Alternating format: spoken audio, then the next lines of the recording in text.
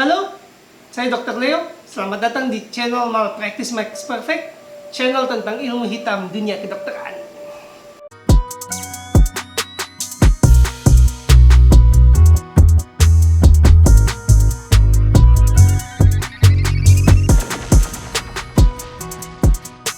Gagalnya medical tourism. Yang berduit, silahkan. Kita tidak mampu. Kita akan mulai pembicaraan tentang medical tourism dengan empati. Kalau saya, yang pas-pasan, akan meninggal besok, kepanikan saya tentunya tidak wah mereka yang kalau sakit atau risiko meninggalnya tinggi, punya harta triliunan atau miliaran. Jelas mereka akan lebih panik dari saya karena harta saya nggak seberapa, sedangkan mereka sudah menikmati segalanya dan akan berjuang dan mencari yang terbaik untuk memperpanjang hidup mereka atau mencegah cacat. Empatinya dimulai dari sini. Bayangkan Pak Sutoyo, pengusaha 60 tahun dengan aset triliunan. Menurutmu selama 60 tahun Pak Sutoyo hidup, apa dia tidak ketemu banyak orang sekarat? Apa dia nggak pernah lihat orang tewas di rumah sakit? Apa tidak pernah dia lihat orang komplikasi di rumah sakit atau berobat pulang pergi rumah sakit tidak sembuh? Selama 60 tahun hidupnya. Ya, sebagian besar orang yang berduit kan situasinya mirip Pak Sutoyo. Jangan memperlakukan mereka seperti anak kecil. Karena dari industri kesehatan itu sering kita memperlakukan orang kaya itu kayak anak kecil. Kita dikte mereka. Hey, pelayanan kesehatan di Indonesia udah bagus kok, nggak usah ke luar negeri. Ya mereka nggak akan percaya itu. Kenapa? Karena selama mereka hidup ya mereka sudah melihat karyawannya seperti mungkin pembantu rumah tangganya berobat dengan jaminan kesehatan tidak kunjung sembuh, kepala gudangnya pergi ke UGD kemudian dipulangkan, makin sakit di rumah baru ke UGD. Jadi mereka adalah saksi bisu yang tidak ingin mengalami apa yang dialami oleh pegawainya. Dan di otaknya mereka bukan, oh saya dan pegawai saya tentunya berbeda. Enggak, di otak mereka ya pegawai saya berobat di sini, dia nggak sembuh-sembuh, berarti sebaiknya saya cari yang lebih baik. Orang kaya, mereka yang berduit, kehilangan kepercayaan pada sistem kesehatan itu tidak instan semalam. Tidak dia awalnya hartanya puluhan juta, lalu jadi 1 T, lalu tiba-tiba nggak mau berobat di dalam negeri. Enggak. Dalam proses hidupnya itu dia melihat dan menjadi saksi bisu bagaimana cara kita memperlakukan pegawai-pegawainya dia, teman-temannya dia yang lebih tidak beruntung dibandingkan dia. Dan setelah dia sakit ya tidak instan juga kita langsung bilang, Pak, percayalah kita mampu kok ngobatin Bapak. Enggak. Berobat ke luar negeri itu stres. Lebih stres daripada berobat di dalam negeri. Dia harus bayar hotel, bayar tiket pesawat, dia harus ke dokter yang beda budaya, beda bahasa, dia harus bayar dengan mata uang yang berbeda. Dukungan keluarga saat dia sakit dan diperiksa terbatas, ya paling bawa 1 atau 2 orang, kan nggak mungkin bawa keluarga besar ke sana. Dan kita bisa lihat bahwa kalau sampai seseorang itu memutuskan berobat ke luar negeri, dia itu bukan cuma ragu dengan kualitas pelayanan kesehatan di Indonesia. Dia itu sudah tidak percaya dengan kualitas pelayanan kesehatan di Indonesia. Dan ini benar adanya karena ya memang kita kesulitan sebenarnya untuk membangun suatu rumah sakit yang bagus di Indonesia. Hampir gak mungkin membangun rumah sakit yang bagus di Indonesia karena banyak faktor yang akan kita kupas satu persatu. Terdapat beberapa hal yang menghalangi kita untuk membangun rumah sakit berkualitas di Indonesia dan menyelenggarakan medical tourism. Dan salah satu hal yang paling berpengaruh adalah masyarakat yang tinggal sekitar rumah sakit. Kalau saya baca kolom komentar, netizen itu sering komen, kita berobat ke luar negeri karena rumah sakit di Indonesia mata duitan. Nah, memangnya kalau di luar negeri kalian bayarnya pakai daun? Kalau di luar negeri gratis? Kan enggak. Masalahnya, kalau kita bangun rumah sakit di Indonesia, masyarakat sekitar rumah sakit tidak melihat rumah sakit sebagai badan usaha. Seringkali masyarakat itu memperlakukan rumah sakit di sekitar mereka itu seperti yayasan sosial yang kepercayaan dan perilaku ini didukung oleh sistem politik. Pokoknya kalau RS ini saya resmikan, kalian sering dengar ini, bupati, wali kota, mau gubernur, bahkan sampai presiden. Kalau meresmikan rumah sakit, kalimatnya apa? Rumah sakit ini harus bisa menolong masyarakat sekitar. Jadi mindsetnya dari bawah sampai atas itu sama. Rumah sakit berdiri di desa X, maka semua orang sakit di desa X itu harus bisa ditolong.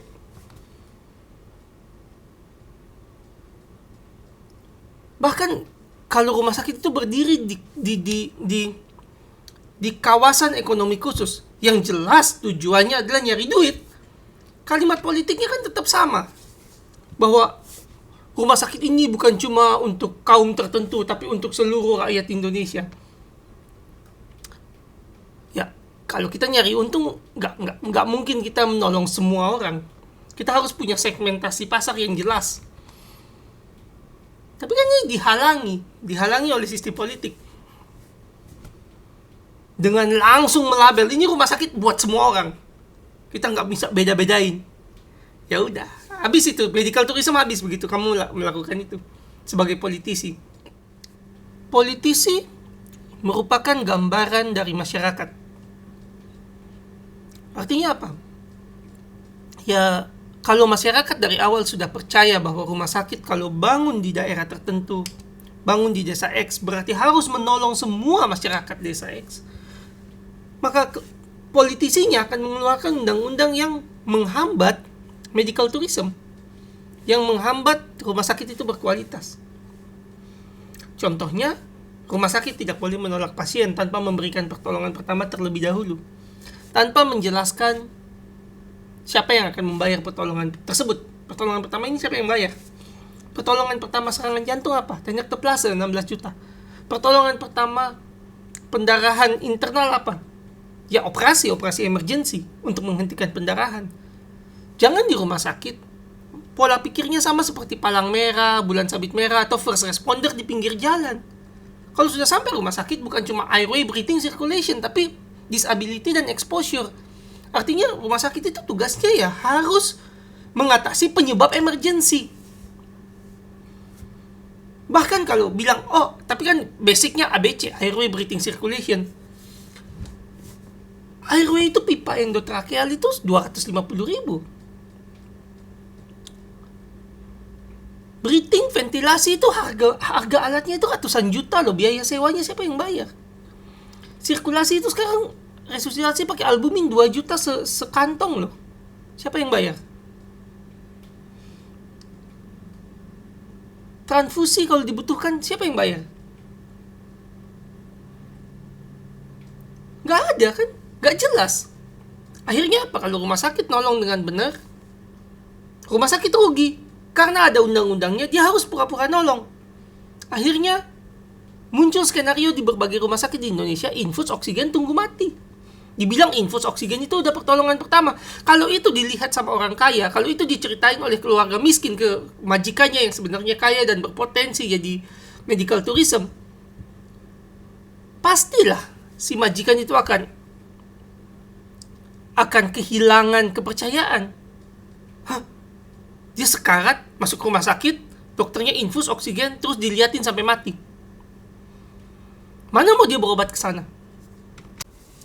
Setiap rumah sakit yang hendak menjajaki industri medical tourism atau pelayanan kesehatan berkualitas baik harus mampu melakukan segmentasi pasar. Artinya dia harus punya target konsumen. Dia nggak bisa nolong semua orang atau mencoba menolong semua orang. Nah, masalahnya adalah ada peraturan bilang rumah sakit nggak boleh nolak pasien. Jadi semua pasien akan masuk di sana kayak pindang. Apalagi kalau dia dilihat sebagai rumah sakit yang baik pelayanannya, semua daftar ke sana. Mau bayar, nggak mampu bayar, kalau udah sekarat, pokoknya bawa ke sana dulu. Karena masyarakat juga tahu, dia nggak bisa nolak. Apa yang terjadi? UGD-nya penuh, rawat inapnya penuh, pasien kaya datang lihat, kok kayaknya ini nggak eksklusif deh. Kayaknya kok ini tidak khusus buat kami deh, yang kaum yang bayar. Ini sih buat semua orang, nggak medical tourism ini. Ini sama kayak rumah sakit daerah di tempat saya. Itu kan udah nilai negatif. Nilai negatif yang lain adalah rumah sakit mendapatkan negatif reinforcement kalau menunjukkan kelebihannya dia atau keunggulannya dia. Jadi istilah sederhananya, rumah sakit itu dapat kerugian kalau dia menunjukkan bahwa dirinya itu unggul dibandingkan dengan RSUD. Jadi setiap daerah itu kan ada RSUD-nya tuh. Dan RSUD ini kan yang nanti menerima banyak pasien di daerah tersebut sebagai pusat rujukan contohnya. Bayangkan kamu bangun rumah sakit di satu daerah dan kamu berhasil membuktikan secara objektif kepada masyarakat bahwa pelayananmu lebih bagus daripada RSUD setempat. Kamu dapat untung atau rugi? Kepala dinas kesehatan, bupati daerah itu pasti nggak suka sama kamu. Kenapa? Karena kamu nambah kerjaannya dia. Masyarakat sana akan bilang ke bupatinya, akan bilang ke anggota DPRD-nya, akan bilang ke kepala dinas kesehatannya. Itu loh, rumah sakit itu kok bisa lebih bagus dari RSUD-mu sih? Katanya RSUD-mu pusat rujukan. Tapi kok rumah sakit yang itu punya fasilitas yang lebih bagus? Adain dong biar kita yang nggak ada biaya ini bisa juga berobat sebagus itu. Saya yakin 1000% itu akan terjadi di daerah manapun. Kalau rumah sakit swasta bangun terus dia tunjukkan kepada masyarakat fasilitas kita bagus loh, kita punya ini ketersediaan obat kita lengkap, ini kamu butuh ini. Masyarakat itu bukan beli ke dia. Masyarakat akan minta bupati, minta kepala dinas kesehatan, minta DPRD mengadakan barang yang sama di RSUD-nya meskipun nggak ada pembiayaan. Pusing lah bupatinya itu. Dan jelas dilampiaskannya ya ke rumah sakit swasta itu. Lebih buruk kalau rumah sakit itu kerjasama dengan jaminan kesehatan. Semua orang berbondong-bondong minta fasilitas terbaik. Minta barang yang nilai investasinya jauh di atas pembayaran klaim. Dan tidak bisa ditolak oleh rumah sakit. Karena dia sudah mempromosikan yang tadinya niatnya untuk pasien medical tourism, pasien VVIP, malah dipakai untuk mereka yang klaim asuransi atau jaminan kesehatannya tidak menutupi modal. Jadi terbayang sekarang bahwa kenapa rumah sakit di Indonesia itu nggak pernah bilang kita ini bagus loh, kita ada fasilitas ini, kalian kalau sakit bisa berobat, kita akan tampilkan ini. Nggak pernah. Kenapa? Diplafon sama kemampuan RSUD. Dari sisi politik udah bilang ke rumah sakit, udahlah nggak usah cari perkara, jalan lurus-lurus aja. Segmentasi pasar ini penting untuk semua usaha. Ada alasannya bank investasi tidak meminjamkan uang untuk biaya berobat. Karena fokus bisnisnya investasi. Lebih sederhana. Restoran. Kita kalau ke restoran fine dining yang bintang 5, kita nggak akan lihat ada ojol atau ojek online di sana antri untuk ambil makanan. Kenapa? Karena penampilan ojol di restoran fine dining itu bisa merusak atmosfer, bisa merusak suasana yang dibeli oleh konsumen. Kamu ingin fine dining, ingin tenang, romantis, kan buyar kalau ada ojol berantem nunggu pesanan. Segmentasi seperti ini juga berlaku untuk medical tourism, berlaku juga untuk bisnis rumah sakit gitu. Dan saya pribadi sudah mengalami. Saya rujuk VVIP ke rumah sakit. saya dimarahi dan saya yakin dia langsung pindah dokter. Dan saya pribadi ya kapok rujuk pasien ke rumah sakit itu. Ya, dia bilang, dokter kamu itu oke nggak sih? Kok kamu kirim saya ke rumah sakit kayak gitu? Saya antri lama, panas, bau di sana. Sampai ketemu dokternya buru-buru. Padahal saya digetok mahal loh di sana, dok. Saya disuruh lab juga saya antri lagi. Disuruh ronsen saya antri lagi. Nah, ini wajar pasiennya marah. Pasiennya merasa tertipu. Banyak rumah sakit melabel internasional lah, melabel ekspat lah, melabel eksekutif. Tapi ketika prakteknya pasien-pasien yang bayar mahal itu dilebur sama pasien-pasien yang bayar murah. Segmentasinya gagal. Kenapa? Mencegah PR disaster ketika pasien jaminan kesehatan ngamuk kenapa pasien kaya dilayani duluan. Dan akhirnya ya medical tourismnya gagal kan. Gagal total itu. Dia nggak akan balik berobat di rumah sakit itu.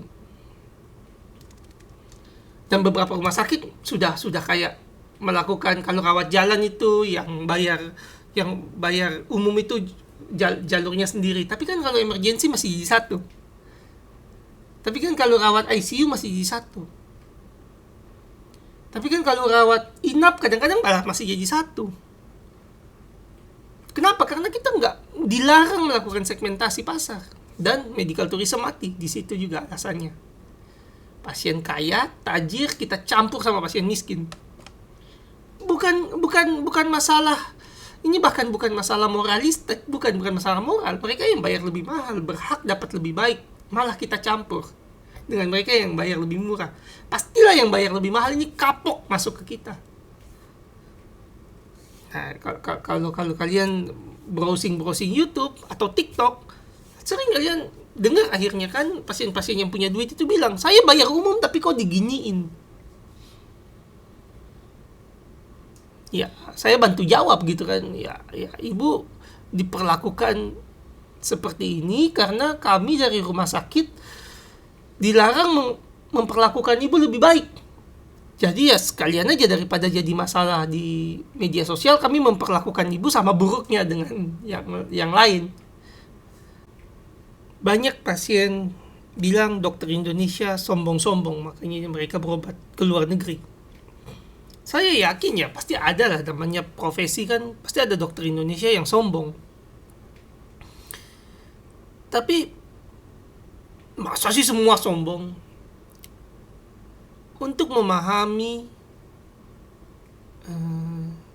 gaya komunikasi dokter di Indonesia, terutama bagian medis ya. Jadi saya ini kan lebih fokus ke daerah medis, bukan bedah, bukan kejiwaan, bukan patologi atau laboratorium, dan bukan rehabilitasi atau kedokteran fisik, tapi medis. Saya minta kalian coba empati. Nah, tadi sudah empati dengan keluarga pasien, coba sekarang empati sama dokter. Bayangkan kamu spesialis nomor 1 di salah satu kota di Indonesia. Tapi kamu juga ASN. Tugasmu apa? Ya tugas utamamu jelas untuk mensukseskan jaminan kesehatan. Nah, terus jabatanmu tergantung pada siapa? Pasien? Enggak dong. Jabatanmu kan tergantung pada Kementerian Kesehatan daerahmu dan tergantung pada dirut jaminan kesehatan, dirut rumah sakit. Jadi mau sehebat apapun kamu, sepintar apapun kamu, berapapun publikasinya kamu, seharum apapun namamu di antara kawan-kawanmu internasional, jabatanmu tidak tergantung keselamatan pasien, tapi seberapa sukses penyelenggaraan jaminan kesehatan dan seberapa sukses program dari Kementerian Kesehatan. Jadi nggak usah pakai eufemisme bahwa keselamatan pasien nomor 1. Coba aja gini, pasien selamat, tapi klaim jaminan kesehatannya bocor. Apa kamu nggak ditegur dari departemenmu?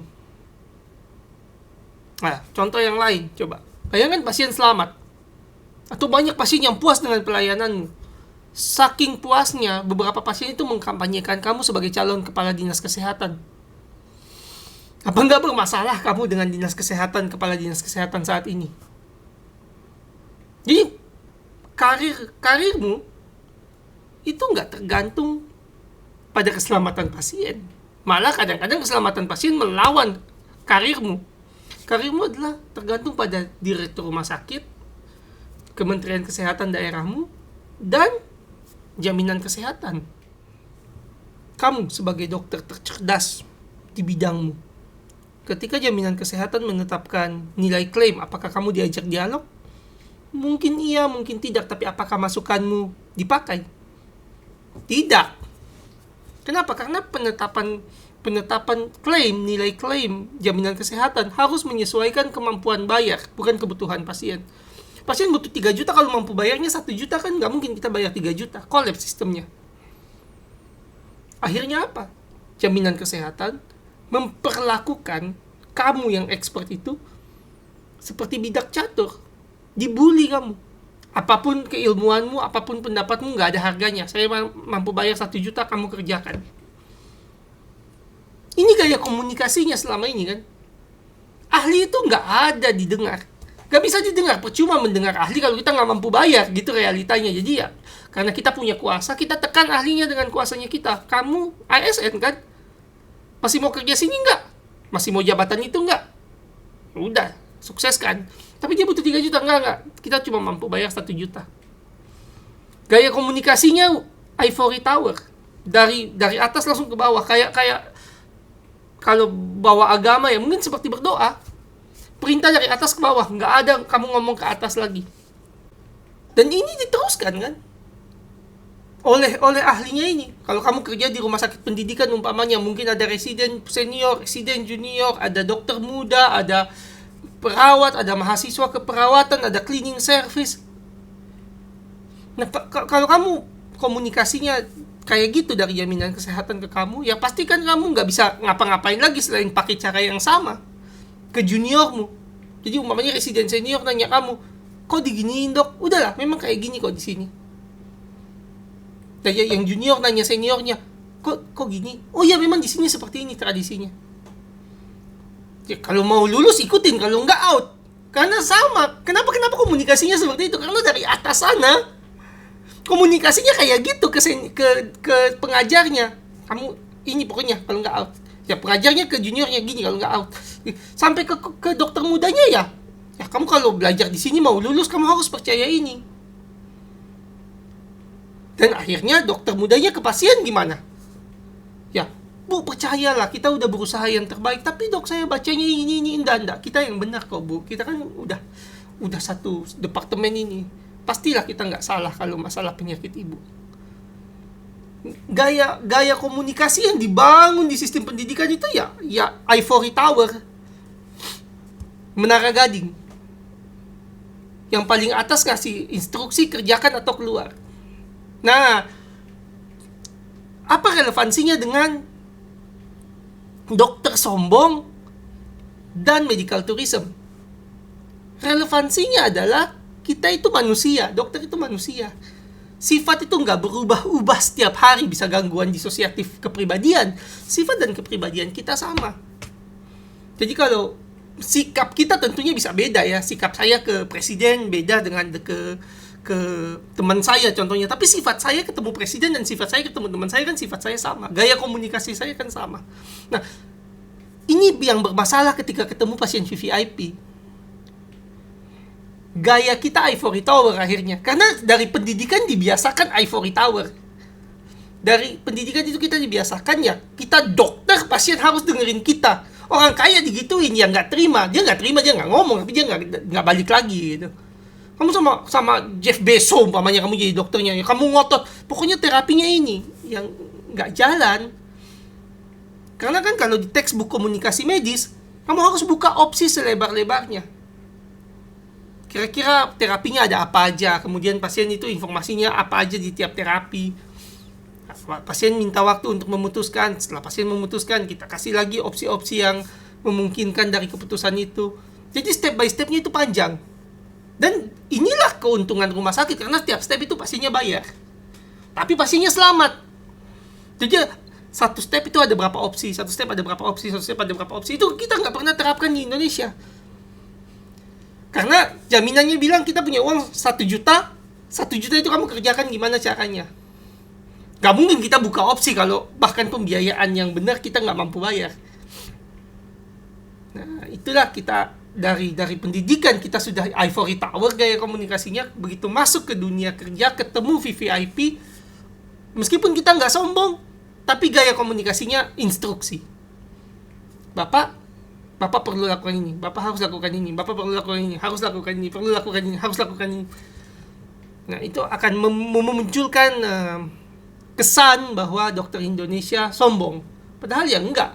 Cuma ya dari pendidikan kita dibentuk untuk mengkomunikasikannya seperti itu, untuk meminimalisir komplain dan mencegah PR disaster terkait pembayaran dan pengobatan jaminan kesehatan.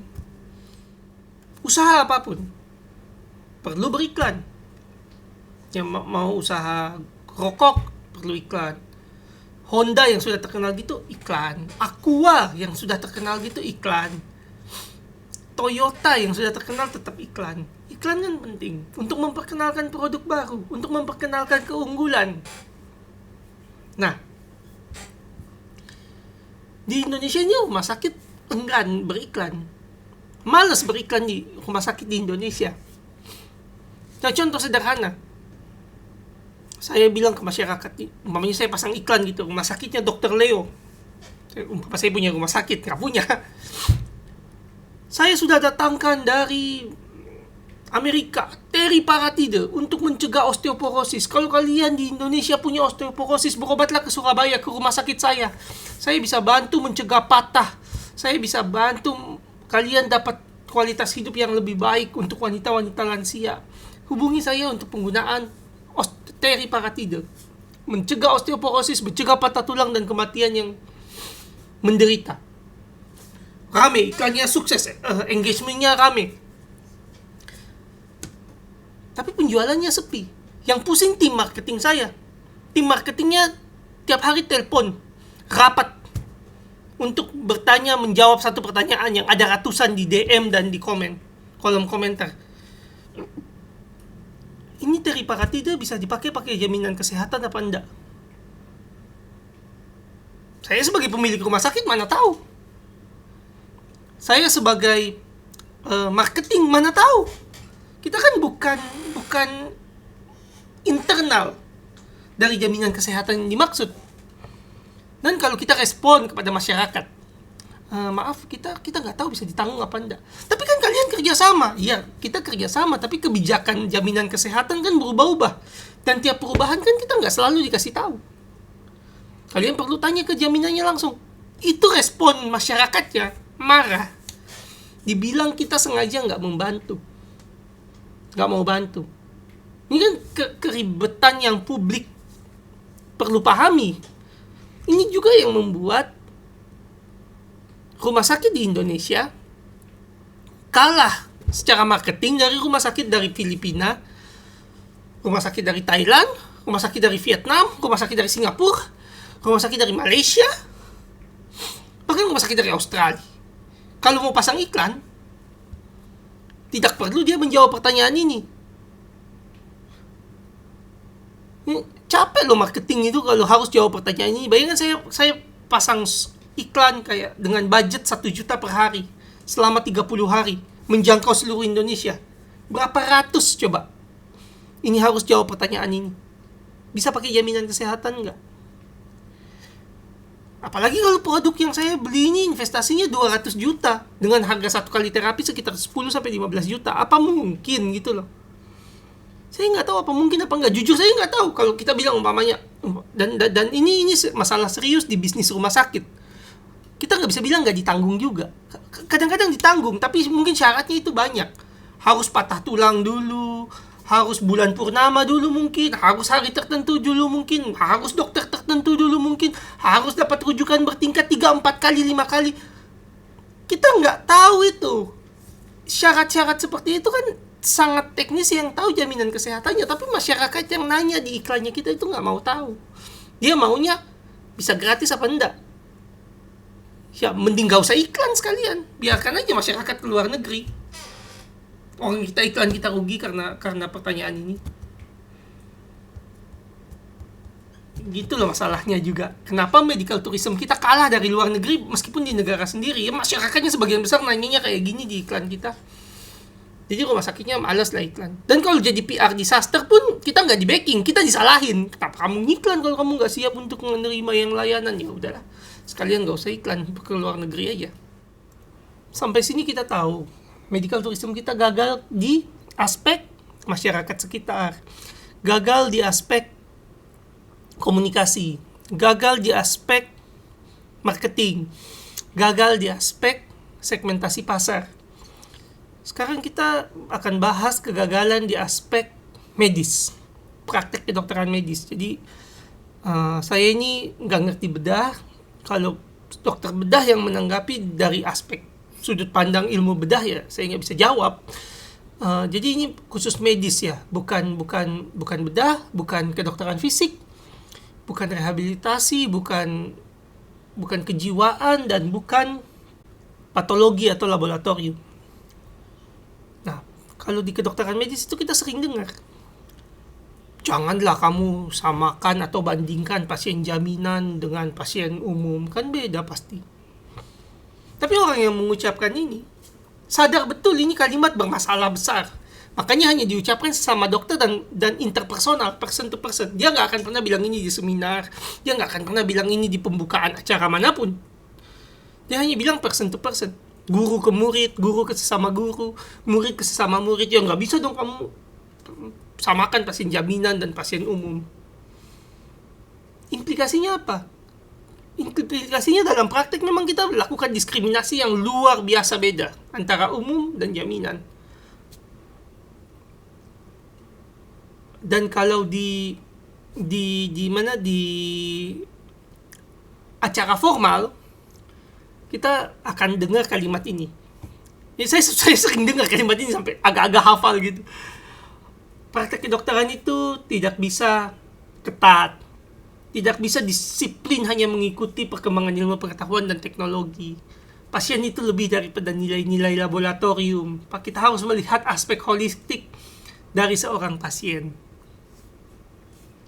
Izinkan saya melakukan terjemahan yang lebih sederhana. Ya, pasien jaminan kesehatan jangan disamakan dengan pasien umum.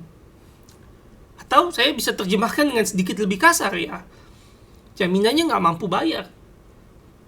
Pasien memang salah terapi dan ada risiko kemungkinan tewas dan cacat. Tapi ini bukan salah saya. Ini di luar kuasa saya. Saya bekerja dengan apa yang disediakan dan ditugaskan kepada saya. Itu loh terjemahannya. Ya kita tahu kalau kita salah, kita nggak bodoh, kita ini kumpulan manusia cerdas yang dipaksa untuk melakukan kerja dengan salah. Dengan bahasa yang halus, bahasa halusnya menyesuaikan. Jadi praktek kedokteran menyesuaikan dengan kondisi pasien. Kita nggak bisa cuma mengandalkan keilmiahan. Ini kan jadi prinsip praktek yang sangat berbahaya kalau masuk medical tourism. Ya, lagi saya bayangkan Elon Musk gitu, atau siapa pemilik perusahaan besar gitu di Amerika atau di Cina datang berobat ke Indonesia ke rumah sakit, ketemu dokternya, terus dokternya bilang oke, praktek kedokteran itu nggak bisa ketat sesuai dengan perkembangan ilmu pengetahuan dan teknologi saja. Nggak bisa, kita nggak bisa gitu. Kita harus melihat pasien secara holistik, bukan cuma melalui hasil lab. Angkat kaki dia, saya yakin. Dia pasti langsung cari dokter lain karena dia tahu dokter ini tidak ilmiah sekian. Dan meninggalkan keilmiahan ini jadi batu sandungan yang besar juga buat medical tourism. Karena kalau orang kaya sudah melihat kita tidak ilmiah, itu gelar dan predikat kita itu dia udah nggak peduli. Mungkin banyak dokter tidak sadar ya. Nggak sadar, karena kalau banyak dokter sadar jadi beban moral dan jadi beban psikis gitu. Bahwa kita kalau berpraktek sesuai dengan kemampuan bayar jaminan kesehatan yang pembayarannya di bawah kebutuhan pasien, itu artinya kita senantiasa melakukan triase di rawat jalan. Kita senantiasa melakukan triase di rawat inap. Kita senantiasa melakukan triase di rawat ICU. Triase, kenapa? Karena sumber dayanya nggak cukup. Kita harus milih mana yang mati, mana yang hidup, organ mana yang kita selamatkan, organ mana yang kita buang. Itu hanya kita kerjakan kalau UGD, kondisi kahar atau katastrofik. Perang contohnya, itu kita triase. Tapi karena jaminan kesehatannya miskin, senantiasa kita triase. Di rawat inap kita triase, di rawat jalan kita triase, di rawat ICU kita triase. Kenapa? Karena sumber daya selalu kurang dan kita harus memutuskan, kamu miskin, ginjalmu udah hilang dulu, kita selamatkan jantungmu. Kamu miskin, kita lihat itu kayaknya sarafmu rusak, pembuluh darahmu rusak. Kita ada uang cuma buat sarafmu, ya sarafmu aja dulu, pembuluh darahnya nanti. Contoh-contohnya kayak gitu. Nah ini kalau kita berlakukan ini ke orang kaya, ya marah mereka. Mana mau orang kaya di triase, bercanda. Aku nggak tahu ya dokter yang berani, tapi saya pribadi nggak akan pernah berani bilang ke orang kaya, Pak, ini kita harus milih salah satu ginjal atau jantung untuk diselamatkan duluan. Selesai itu medical tourism kalau kita bilang kayak gitu. Tapi kan itu prinsip praktek kita di medis. Masalah terakhir medical tourism adalah jaminan kesehatan dan pesertanya tidak memotivasi rumah sakit untuk meningkatkan kualitas barang dan kualitas pelayanan. Ya, saya pakai contoh MRI. MRI itu ada yang 1,5 Tesla paling rendah hingga 7 Tesla so far sejauh ini. Nah, jaminan kesehatan itu membayar rumah sakit tidak melihat Teslanya, tidak melihat akurasi kualitas gambarnya, tidak melihat kualitas alatnya. Dia melihat, ada 1 kali MRI saya bayar sekian, titik. Nah, kamu jadi rumah sakit, jadi seorang pebisnis, ngapain kamu beli 7 Tesla? Ngapain kamu berikan alat terbaik kalau alat terbaik itu tidak dihargai? Mending ya beli 1,5 Tesla aja, ngapain jadi medical tourism? Investasimu nggak balik. Lebih buruk, kalau kamu punya MRI 7 Tesla dan masyarakat sekitar peserta jaminan kesehatan ini tahu kamu punya MRI 7 Tesla, semua minta MRI di kamu. Dan jaminan kesehatannya bilang, ya kan kita udah sepakat kalau kamu punya MRI kita akan pakai. Dia nggak peduli itu 7 Tesla dan harganya luar biasa mahal. Dia bayarnya ya anggap 1,5 Tesla. Rugi dong kamu sediakan 7 Tesla. Dan kamu nggak bisa nolak juga, kamu nggak bisa bilang, nggak boleh dipakai, ini khusus pasien umum. Di prosedur juga kan sama. Katakan kamu secara bisnis sewa dokter spesialis terbaik, kamu datangkanlah dari luar, atau kamu ambil lulusan terbaik dari salah satu universitas. Dia benar-benar baik, bukan cuma nama baiknya, tapi memang orang ahli, hebat. Apakah jaminan kesehatan membayar lebih untuk jasanya dia? Enggak. Kalau ada operasi, bisa nggak kita bilang dia khusus pasien umum? Nggak bisa juga. Kenapa? Karena peserta jaminan kesehatannya akan maksa dia yang harus dioperasi sama ya dokter terbaik ini. Mereka akan bilang, ini kan ada dokter terbaik di rumah sakitmu, kenapa kamu nggak pakai? Berakibat dokter terbaik yang juga manusia biasa ini operasinya banyak, pendapatannya sedikit, dia kelelahan, kita rumah sakit kelimpungan juga bayar gajinya dia. Masa terbaik dibayar gajinya UMR, kan nggak mungkin.